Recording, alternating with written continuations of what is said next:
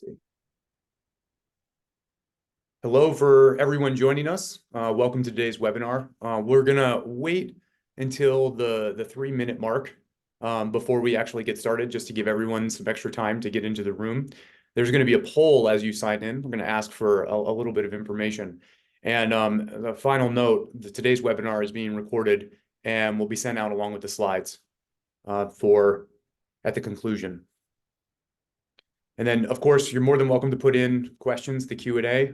We're very interested in answering questions. We'd love to have an interactive session here. And if you leave at any point, you'll see a survey that we'd really appreciate you completing to give us some feedback. And we've also placed upcoming webinars that we'll hit on at the end of the chat now so that you can choose to register at any time.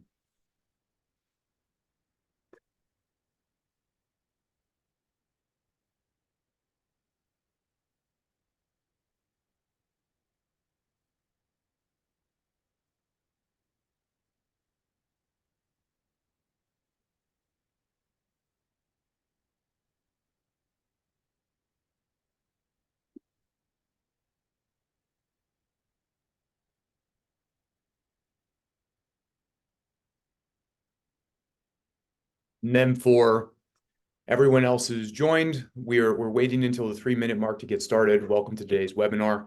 You're going to see a poll when you sign in. We're just going to collect some quick information to understand some things about the audience today.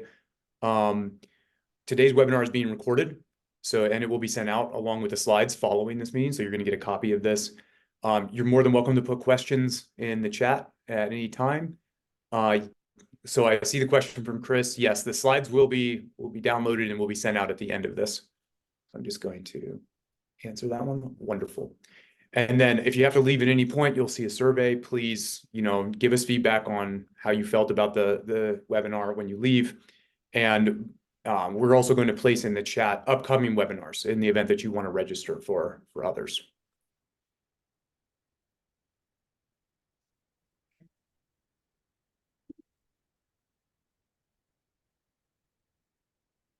Just going to give it one more minute here.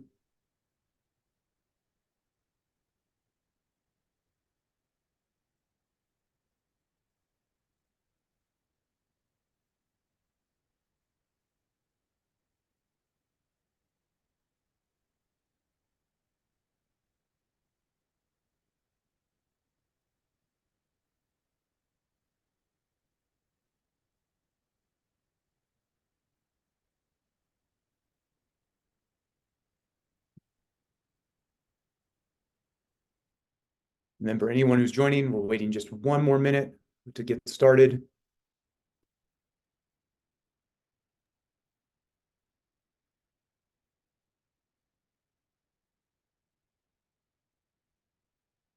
All right. Andrew, I think we're gonna go ahead and start.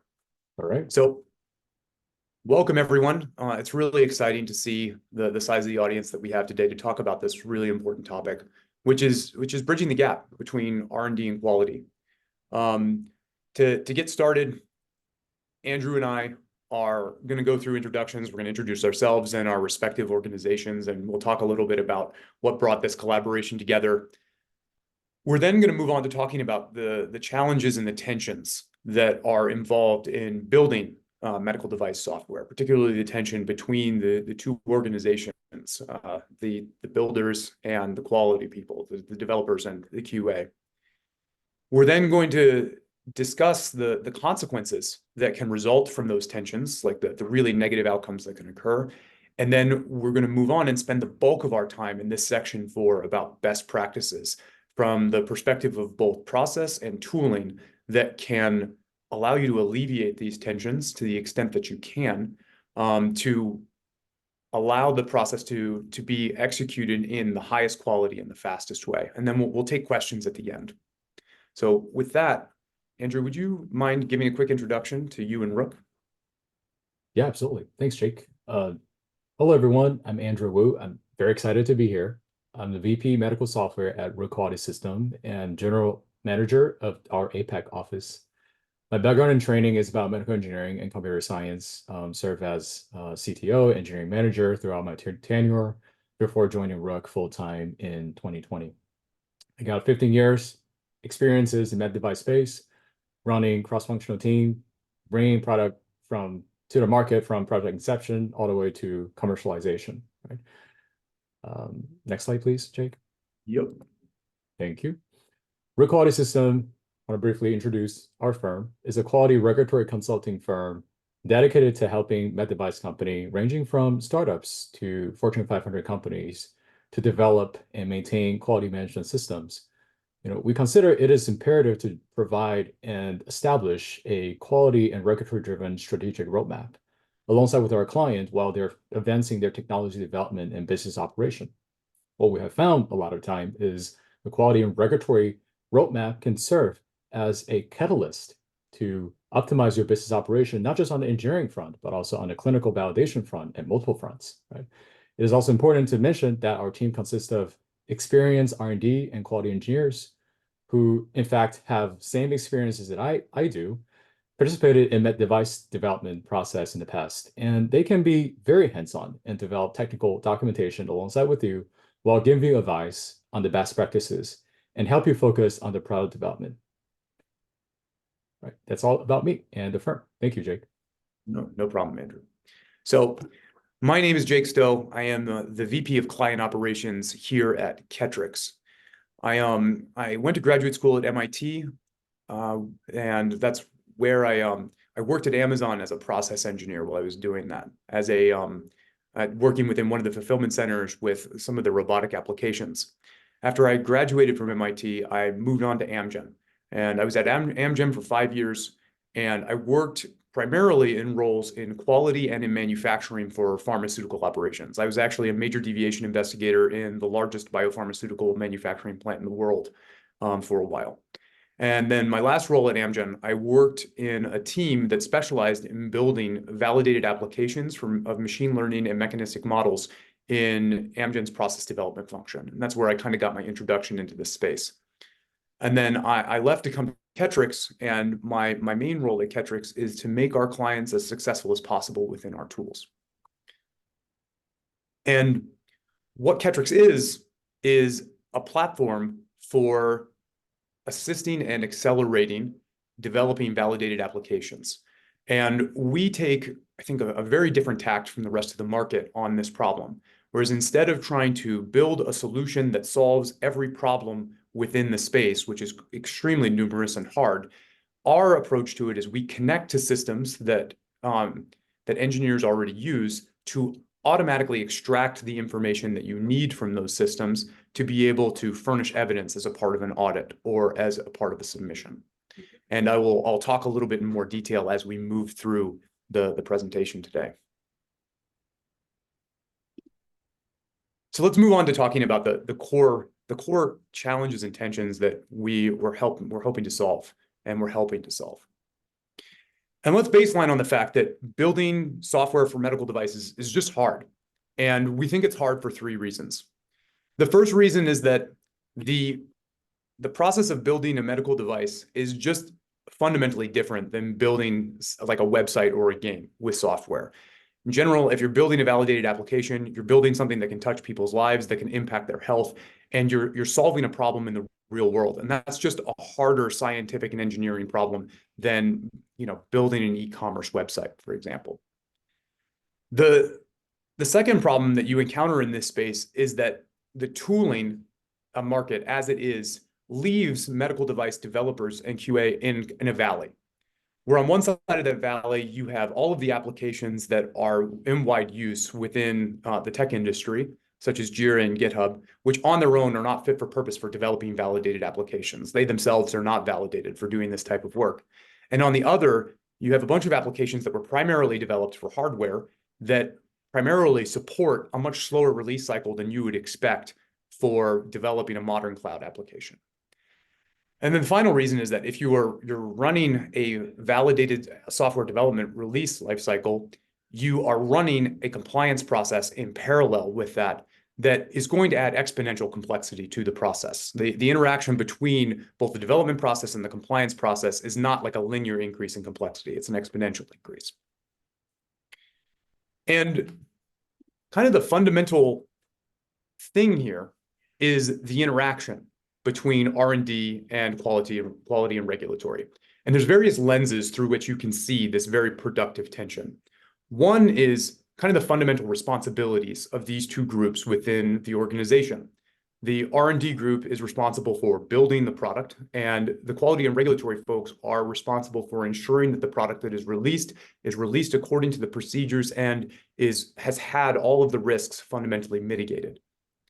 And this tension can be thought about through various lenses. So one of them is like the responsibilities. Another is the way that these two groups tend to think about process. So developers are like fundamentally think about software development as trying to go as fast as possible and trying to iterate as quickly as possible. They want to be able to release fast. They want to be able to put their software into the field so that they can see how users respond to it and adapt to it. That's the kind of the fundamental thinking that they are taught.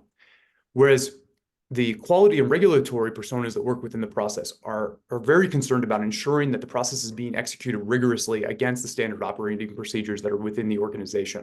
And it tends to, not always, but it tends to focus more on kind of a waterfall way of thinking about things, because within that waterfall, you can understand these are the things that need to be completed at this phase, these are the things that need to be completed at this phase, and these are the things that need to be completed in this phase. And the tension or the friction between these two ways of thinking about the process shows up in a lot of organizations. I'm sure you see it in your own organizations. And then the final lens that you can see this through is through the lens of risk. And I think everyone who works on a medical device is fundamentally interested in ensuring that the products that they release are safe and effective. But there's this other tension as well in ensuring that the product actually goes out. Like, no product is ever perfect. And at some point, you need to be able to ship so that the life-saving or the life-changing technology that are being developed gets into the hands of the people who can use it. And if you think about which organization emphasizes what risk, developers tend to emphasize wanting to deliver such that people can use the technology that they're building, and quality is trying to emphasize the safety aspects of it. And what I think the most important thing to say here is that both are necessary. In the event that you think too hard about trying to make the product perfect, nothing is ever perfect and it won't go out. But if you don't focus on trying to make the product perfect at all, you end up having really negative consequences downstream within the market. And so we'll talk briefly about the consequences here, and then, Andrew and I will get into kind of the meat of this presentation, which is the best practices of how you can ease these tensions and help both sides win in this process, which is the way to build the best products. I think the core failure chain that Andrew and I are focused on here is when these two groups, because of their different perspectives and needs within this process, become misaligned fundamentally in terms of communication, in terms of priorities, in terms of procedures. That's kind of the first stop on this chain of events. What that often leads to is this process compliance ambiguity.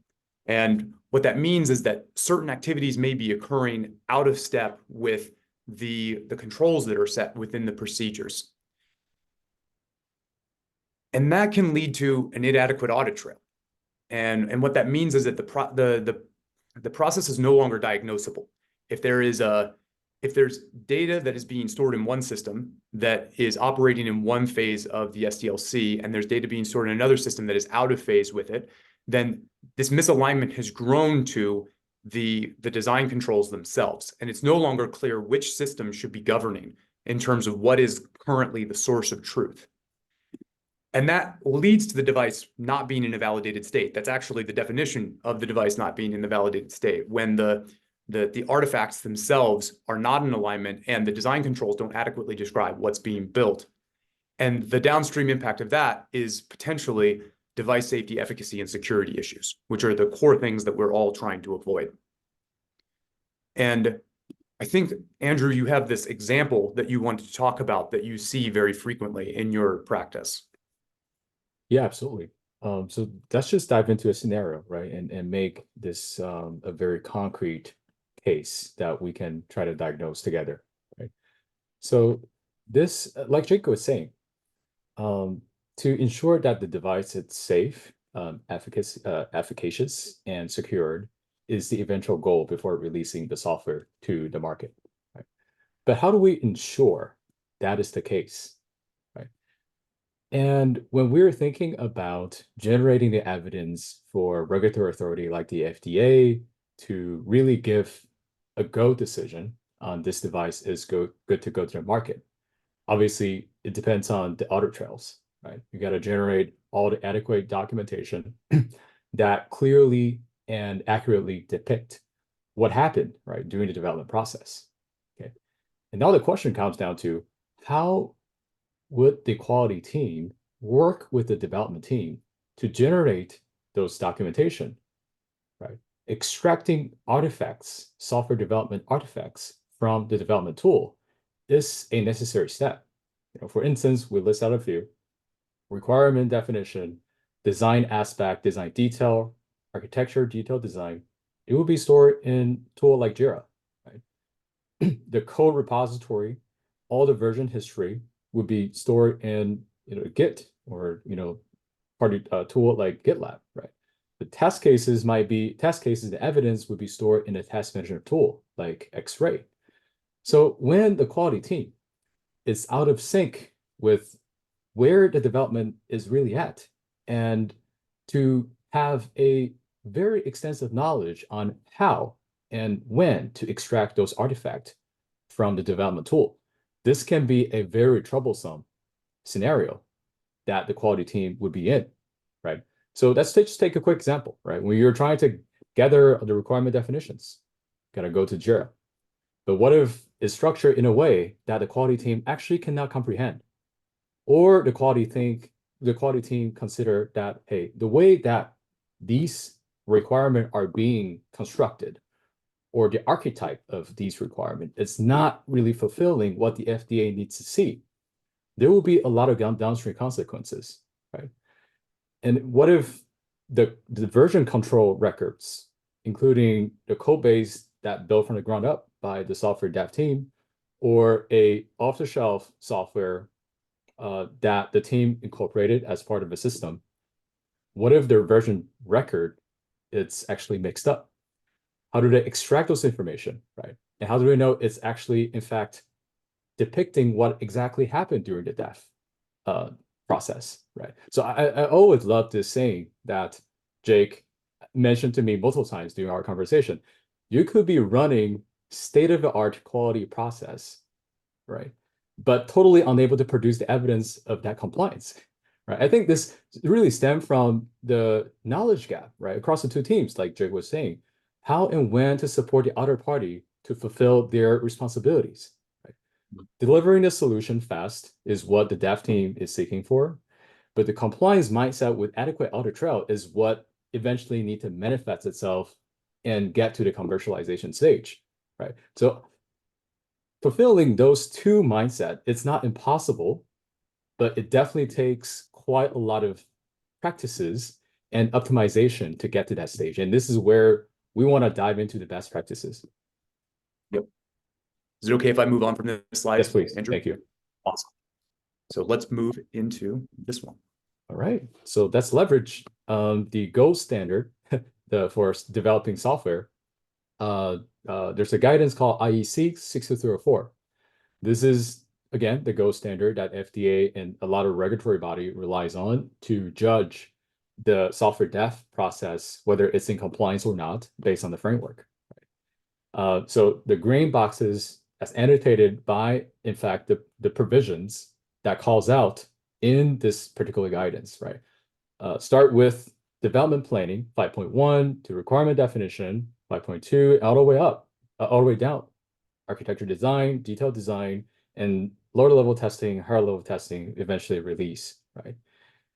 And on the right-hand side, this is a depiction of agile practices described as multiple layer of abstractions, right?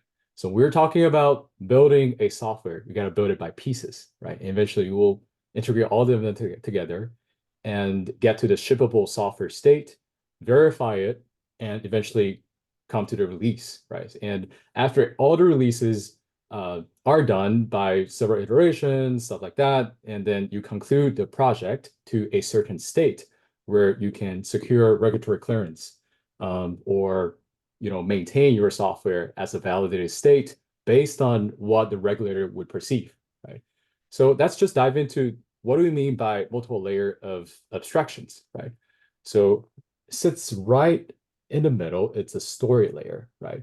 Story layer, by definition, it's a small piece of functionality. For instance, user sign in, right? This depict a expected behavior that the software would react when the user is interacting with the software in a certain way, right? They put in credentials, they press submit, and there will be a request being sent to the backend to verify that, hey, this user actually gives valid credentials. So that would constitute a story. Right? Increment, typically this is what we call by the end of every sprint, you'll have a set of functionality being built. For instance, user management functionality. Aside from user sign up, you might have to build forget password. You might have to build sign up, stuff like that, right? To constitute a group of user story, and by definitions from the development team, it's called epic in some instances, right?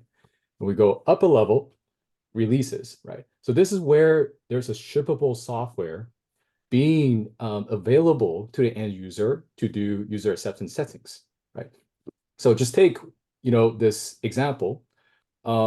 If this project is about building a semi-automated lesion segmentation tool that streamlines the ischemic stroke detection, right?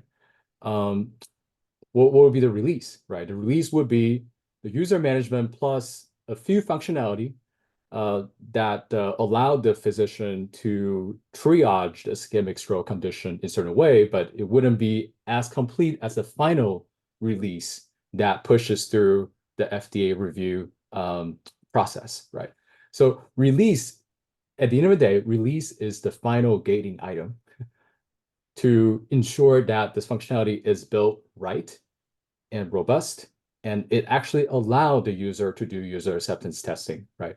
The project would always be ongoing because you have to maintain the software throughout its service life, throughout its life cycle, right? So project will always be ongoing, but a release would stop when you call out a version and ship it to the user, right? So let's just dive into each of the layer and illustrate the best practices. And I would, Jake, next slide, please. Thank you. Yep. Okay. So I love the consequence slide that we built. So I'm gonna tie it back up to how these best practices can really remediate and prevent the consequences from happening, right? And start from the story layer, because this is, sorry, I'll start with the project layer first, because that actually served as a pretty clear foundation to ensure that the mutual understanding across the two teams are correctly aligned, okay? At the project level, right, we work with a lot of our clients to get the R&D team and quality team aligned on the process and objectives, right, through multiple ways. In a nutshell, this is where we provide a solid methodology to the both team to avoid the team misalignment issue, and train them to understand the responsibility of each department, and intend to keep them accountable to avoid the process compliant ambiguity. And how do we do that exactly, right? So the first layer that we have to look through the compliance perspective, right? The quality team should always try to develop the work instruction and the SOP, and really engage R&D team to review and share their honest opinion on how feasible the processes are. This is a testament of how the quality team would convey these practices and embed those practices into the R&D process. Because keep in mind, how would the R&D team move forward with the development? Is actually not rely on the definition on work instruction and SOP. Is actually rely on the criteria called definition of done, right? So there's a set of criteria the development team will rely on to move the project forward. But what if the definition of done needs to be harmonized with the work instruction? And this is kind of the essence of this talk, is how do the team understand each other, right, throughout the process? Wouldn't it be necessary to inject some of the necessary quality compliance practices into the definition of done, right? So the R&D team definitely needs to acknowledge that engagement from the quality team is necessary, right, sometime to fulfill the definition of done during development process. For instance, right, asking a quality team to conduct a design input review, focusing on requirement analysis so that they can suggest revision to requirements, to test cases based on their assessment of the requirement architecture and how these requirements might influence overall VMV strategy, which the dev team is going to have a difficult time comprehend. What do we mean by adequate from the FDA point of view? How do we approach a VMV strategy in a very efficient way and convince the FDA that, hey, we have done this in a stepwise, rigorous manner, right? So it's all about mitigating a risk, right? And that comes down to another process that, the dev team is very foreign with, is risk management process that focus on product-oriented risk, right? And like Jacob was saying earlier, the risk that the dev team consider is the speed of development, right? It's not about the product safety, efficacy, or security concerns, right? So this is where the quality team needs to come in to bring their understanding of the risk management standard, best practices, so that it can be an integral part of the software dev activity. And you might be asking why that is, right? And I think it's very evident, right?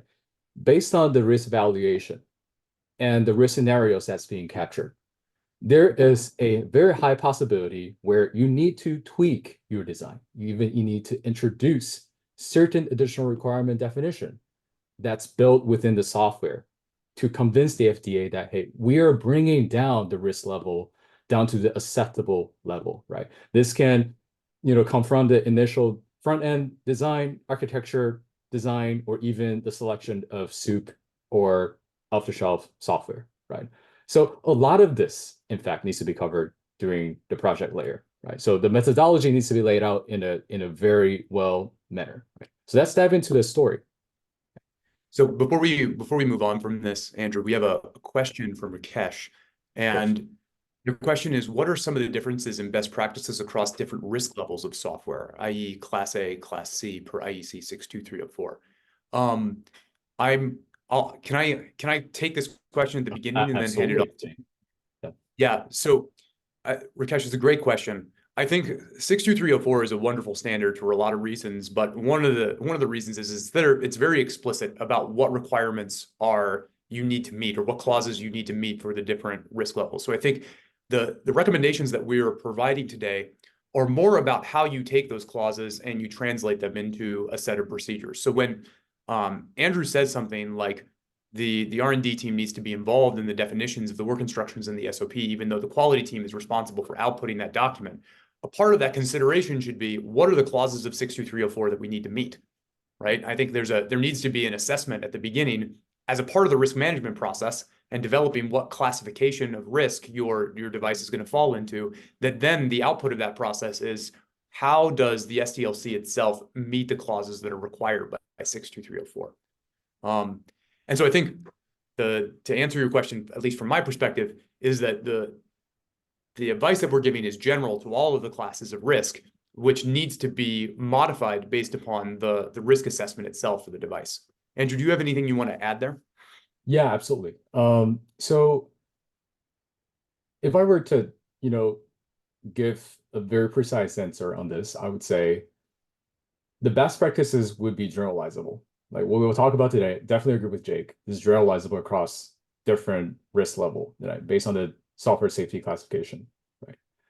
But what's more important is the quality personnel have a clear understanding on the emphasis of the activity that he or she needs to focus on for Class A versus Class B versus Class C, right? Because if you have approached regulatory agencies like FDA in the past, and you will understand why 6304 is structured that way based on the classification is in fact because depends on the use scenario, depends on the safety profile of the product. There would be certain activity that you need to demonstrate much more concrete evidence on, right? So leveraging the best practices to produce more information on certain area that FDA consider risky for your device. So that's the focus of why this IEC 634 standard calls out by risky safety classification is because the emphasis that the quality team needs to put on is in fact different across different classification. Awesome. Should we move on to the story layer now, Andrew? Yeah, let's do it. All right. So at the story layer is all magic happens here. Both teams have to pay very close attention to how the story is actually being written, implemented, tested, because this layer impacts almost all IEC 634 processes, as you can see from this green highlighted box. Other than a release layer, everything actually has been touched upon in the story layer, right? So at this level, we intend to put together adequate documentation, or in other words, audit trails for the audit trail exam. This is where these audit trail actually would be generated, right? And if I can jump, a bit forward, right? If you think about story layer, increment layer, release layer, right? You gotta care more about the integral part or the integration activity, right, across those layers. But the essential information that you are in fact producing, the audit trail, the building block is in fact in a story. Right. So I just want to emphasize that concept is actually very, very important. How the story all come together, how to integrate it together, how you ensure that there is no conflict or regression scope is being determined properly when you are putting everything together.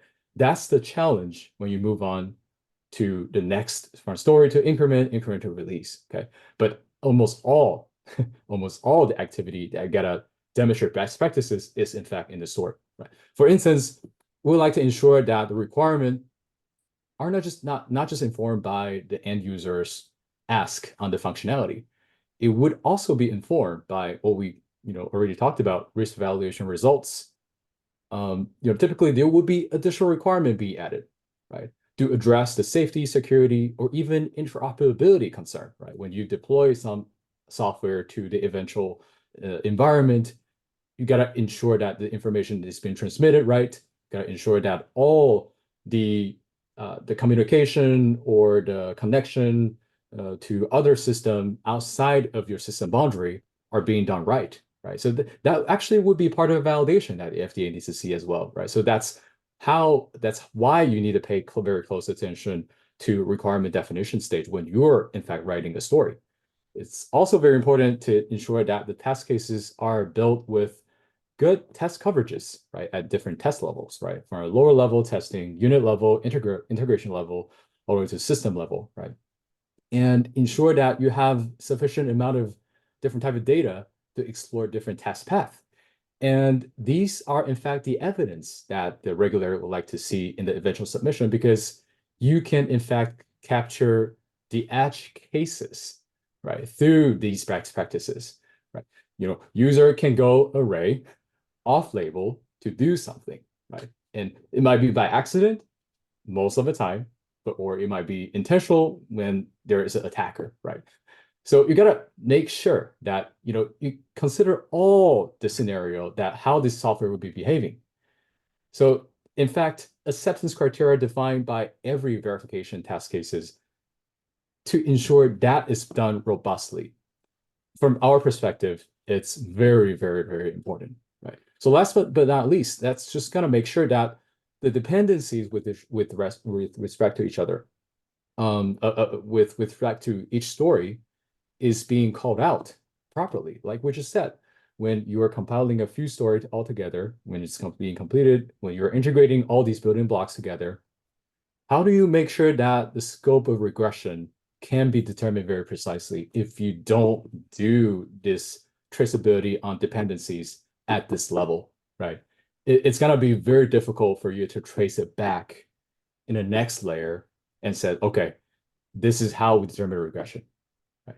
Okay. Now I'm going to pass it on to Jake and talk about how the Ketryx software can help translate all these best practices through this for the functionalities that the Ketryx platform offers. Sure. Thanks, And I Jake. think the main goal here is just to provide an example of one of the ways that these problems can be solved. Because I think the consequences, going back to the consequence chain that we talked about earlier, one of the main things that happens at the beginning is that teams get misaligned. And a lot of the best practices that we have in our slides are about avoiding this misalignment. And so I just want to quickly show you one way of solving this and what we mean when we talk about allowing the systems of work to serve as the source systems and creating audit trails directly from the work itself. So I opened a standard demo Ketryx organization here, and these are just some demo projects that I have available. And these projects map almost exactly onto almost exactly onto the concept of a project in TI. It's TR45, right, Andrew? That's where this comes Sorry, from. I forgot to mention it is Yeah, the okay. R45. Yeah. Thank you. And I'm going to start by talking about how we help instantiate this level of abstraction into everything that you do as a part of building a 62304 compliant product. So if I flip back here and I click into this monolithic project demo, you're going to see the first screen that I come to is called the all items screen. And what items they refer to are actually a concept directly out of 62304. These are configuration items. And I think the practical way to talk about them is that they consist of all of the different design controls that you would manage as a part of a 62304 compliant process. And if we take, for example, requirements, and we look at that, we see that we have several requirements that are included as a part of this version 2 of the product that we're building here. And if I just scroll down to one of these and I click into one of them, you're going to see pretty much everything that you would expect from a controlled record. You're going to see the unique identifying information. You're going to see the description of the requirement itself, the context, the rationale. You're also going to see any approvals that have been applied here, relations to other records, and release documents that contain this record. The key thing that you're not going to see, because it's not present, is the ability to edit this requirement within the system. Because the work is not taking place in Ketryx. Ketryx is just providing a layer of transparency that quality and regulatory professionals need for performing their jobs. The work is taking place in Jira. And I won't go into a ton of detail about this, but I think for the audience here, the main thing that I want to emphasize is that we do 3 things to Jira to make it fit for purpose for doing this type of work. And we do this to all of the source systems that we connect to. The first thing is that every item has the concept of its local traceability. So as you're building out a story, it's very easy for you to see how this requirement interacts with the test cases that it connects to, the specifications it connects to, and where it sits within the requirement tree. So it's easy to define the boundaries around the branches and the traceability matrix that you are trying to affect with a story. The second thing that we do is we provide you with the ability to approve at the granular level of the item itself. So I think many organizations that we interact with, they perform approvals at the level of the entire set of design controls on the documents themselves. But that makes it hard for the process to become modular because all of the design controls have to change all at one time. By allowing the approval to take place at the level of the configuration item itself, it allows different aspects of the system to be worked on independently. And so I'll quickly demo this approval mechanism really quickly, and then we'll move on to what I think is the most important aspect of what we do with these objects. So I've reopened this ticket.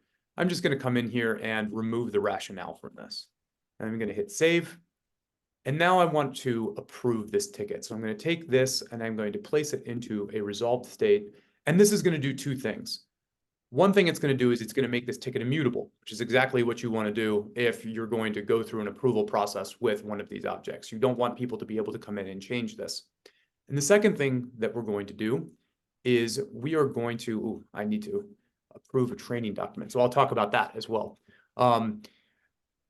in general, with the system, this button would turn blue and I would be able to approve it. But unfortunately, in this demo, there is actually, I need to go through a training process to go through this approval. So this document is empty. This is just for demo purposes. But if I come through here and I acknowledge this document and I apply my signature saying that I have read it, that will now ungate my ability. Here, let me just, oh, I can actually, yeah.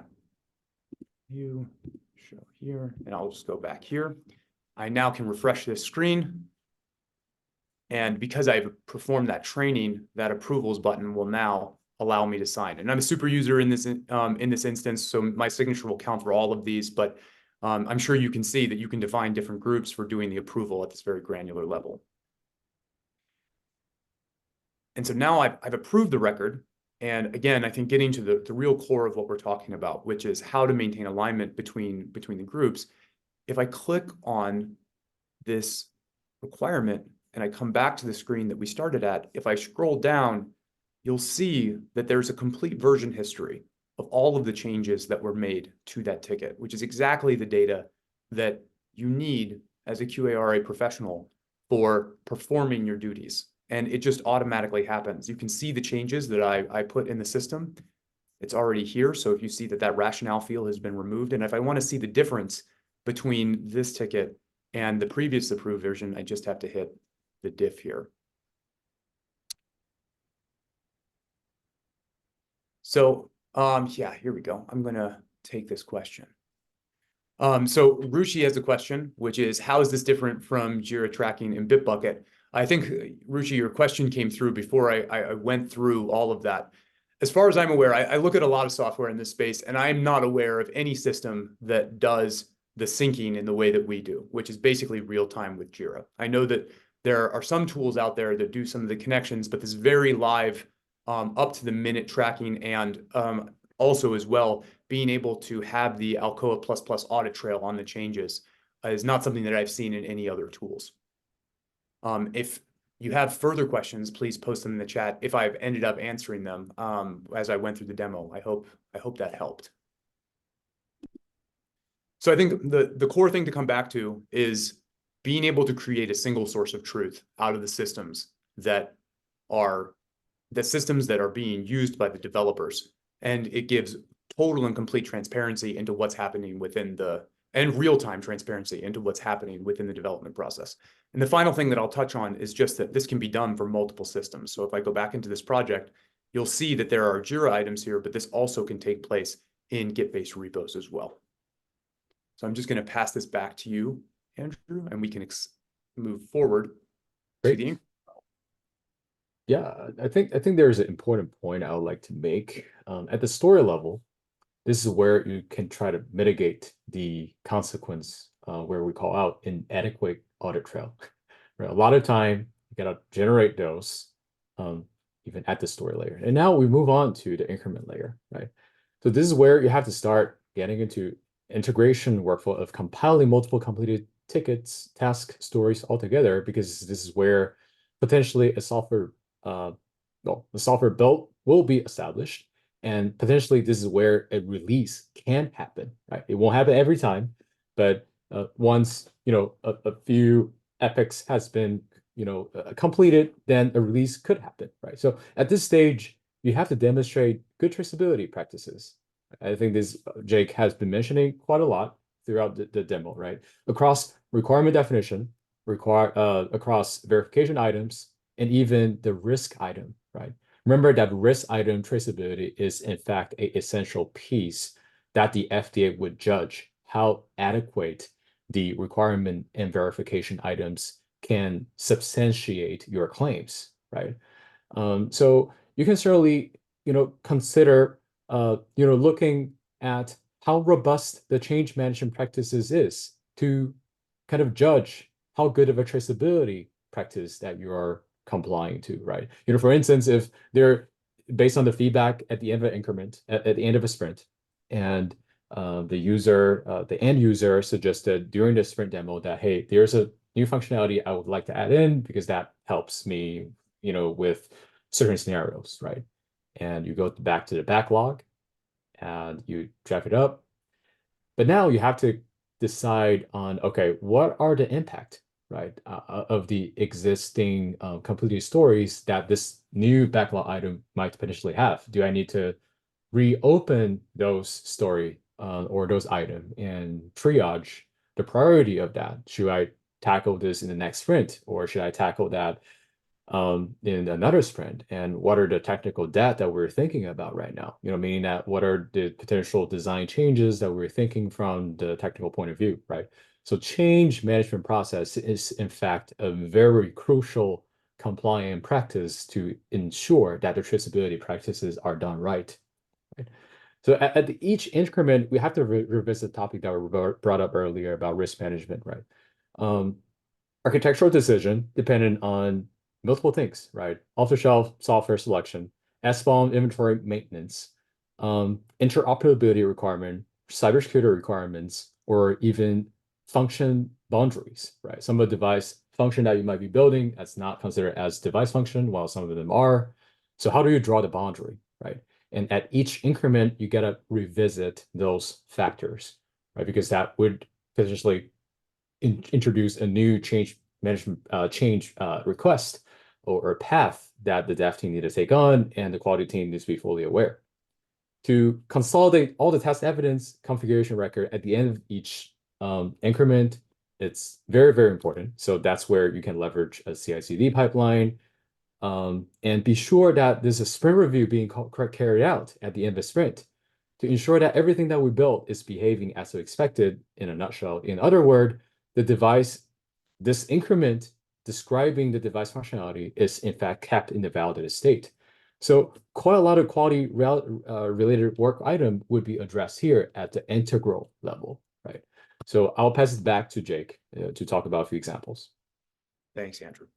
So returning to like the topic of how to maintain like this alignment and kind of the entire thing that we're driving towards, and specifically with relation to the activities that Andrew just mentioned, specifically traceability and risks. I think one of the core things that we work towards with everything, trying to make all of the information real time, is having a live traceability matrix, something that allows you to see the state of the tracing for all of the objects in your project at any time. And so if I'm looking at this project, I can see here that I have these objects in relation to each other, and I have visual indicators that indicate to me whether the traceability links are broken and what else needs to be done. I'm actually going to go in here and break one of the links so that we can see what this looks like when things do not look perfect. So let me reopen this. I am going to remove the fulfilled requirements here. And then I will just hit refresh here really quickly. And then I will come back to the demo. And we now see, hold on, that we now have design inputs that are no longer covered by design outputs. So if someone had gone into this specification item and removed the tracing, Ketryx automatically detects that the project no longer has the required tracing to be in a validated state. It also is going to tell you that you do not have all of the items controlled. And what's great about these checks is that they help you to automatically identify those places. So if I click on that, I can see very quickly where the gaps in my traceability exist. And this is being updated in real time all the time. So there's never a period of time when you don't really know the state of validation for the product that's in development. And I also am able to look to see which items are not controlled. And of course, we have all of these nice visual indicators here that will flag for you which objects themselves need your attention. So I will. And then of course, let's also talk a bit about risk management. Here again, risks are full class citizens within Ketryx. They participate in the linking system, in the traceability system, and you can see that we have an interface here that complies precisely with 14971. So you can specify hazards, sequences of events, hazardous situations, the harms that are coming out of that risk. You can do an initial risk evaluation. You can apply these risk control measures, and you can look at, and then you can describe them, and then you can do a residual risk evaluation. And if you need to add an additional benefit risk analysis, that's also possible here. we give each organization the capability of configuring specific risk models for different hazard types if you want. And we've even built this little widget that allows you to visually see the assessment based on the 14971 framework. But I think the most important thing to emphasize here, and bringing it back to, again, staying in alignment, knowing what's important, is the risk control measures and how that shows up in the system. So if I go back to the all items screen, for example, and I want to look at all of the items that are risk controls as a part of this project, that's as easy as clicking a button. I can see all of the requirements and the specification items that are serving as risk controls. I can even see which tests are testing those. And I think the most important thing is if I want to see the risk controls that are new or changed as a part of moving from version 1 to version 2, that's also as easy as a click of a button. And then finally, I'll just touch on, the testing activities, as Andrew was touching on as well at the increment level. I am also able to see those tests which are testing risk controls within the system so that you can ensure that those items are included as a part of your test plan when you go to perform an incremental release. Wonderful. So I'm going to pass this back to you, Andrew. And do you want me to advance to the release level? Yes, please, Jake. Okay. Right. Lastly, let's talk about release, right? So the release layer absolutely can be considered the last checkpoint to ensure all the device safety, efficacy, security endpoints are being addressed properly, right? So a good analogy of release versus increment I can think of if we were to talk about from the hardware point of view and more concrete ideas, right? So increment can be considered as sub-assemblies, right? So you build all these components, but obviously you have to put it into the inventory and track it, right? You got to make sure that all the sub-assembly are good for use when you're finally putting the finished good all together before you release a lot of finished good, which would be the release itself, right? So release records definitely needs to be kept in place, following the release procedure very, very properly, precisely, right? Formal design review, go, no-go decision needs to be made across the team. How to orchestrate the release through these best practices that we mentioned just now, in fact, all needs to be manifest in the final design review process, right? So to be a little bit more concrete, right? Configuration item must be thoroughly documented and the record must be kept up to date, especially when there will be updates given the post-deployment testing results, right? There might be some configuration item that would run into some issue and cause certain remediation that needs to happen from the engineering point of view, and the configuration records have to be updated, right? Even post-release, right? And a worst case scenario is you have to revert back to your prior version, right? So that's how this configuration record and version control practices are super, super important, even at the release stage, right? So utilizing CI/CD pipeline on automated test, like we just talked about, ensures that all at the integral level and determining a regression scope is properly done and tracked, right? So at the end of the day, the quality team and even a regulatory team, right? You got to make sure that all the release record at each release really matches the expectation from the regulatory submission. If you look at a 510K, everybody calls out a release version, right? Because that's the baseline that you're asking the FDA for review to give you that clearance, right? So I'm going to pass it back to Jake for that last portion of the case study. Yeah, no, we have two questions that I'm going to address really quickly about Ketryx, Andrew, before we move on. So Al, you asked, can you choose whether you only have P1 and P2 or use 3 levels of probability, P1, P2, and P3? The current functionality in Ketryx is based on 14971, and so there's only those 2 levels of P1 and P2, but we already have on our product roadmap expanding to make it much more flexible so that you can use multiple levels of probabilities. So that will be a capability that's in the product soon. It's just not what's currently in the validated state of Ketryx. And then Rakesh asked, is, for the risk management platform for Ketryx, For things like cybersecurity and human factors, the FDA has recently been asking for risk management processes beyond 14971. And can the hazard evaluation be configured to other standards or processes? And the answer to that is yes. So we allow you to define different risk models based upon the hazard type itself. And we often do that configuration for our customers. So if you have a different risk analysis model that you want to use for cybersecurity, that can just be done at the grain of the hazard type itself. And then, so I'm going to mark those and then just moving on. So moving up to the level of the release, we also have global controls and global transparency here. So if I click on the releases in this project, and I can see that there are two versions of the specific project here. And you can see that version 1 has already been approved and version 2 has been the version that we've been working in. When I click into this version, the first thing that's going to pop up is a dashboard that gives you a very high-level summary of where your progress is towards bringing your product into a validated state. This is going to show you how many design controls have actually been put under control and reviewed, and whether the test executions that have been performed are controlled and whether they've been passed. You also can click on each of these to filter. So if you wanted to see all of the uncontrolled items, you can just click here and you're going to see the software specification that I opened up recently. And on the right-hand side, you're going to see this release checklist. This is the highest level of control within a project itself. And what this does is it defines a sequence of steps that need to take place in order for you to be able to release this. And Ketryx can actually take this even farther.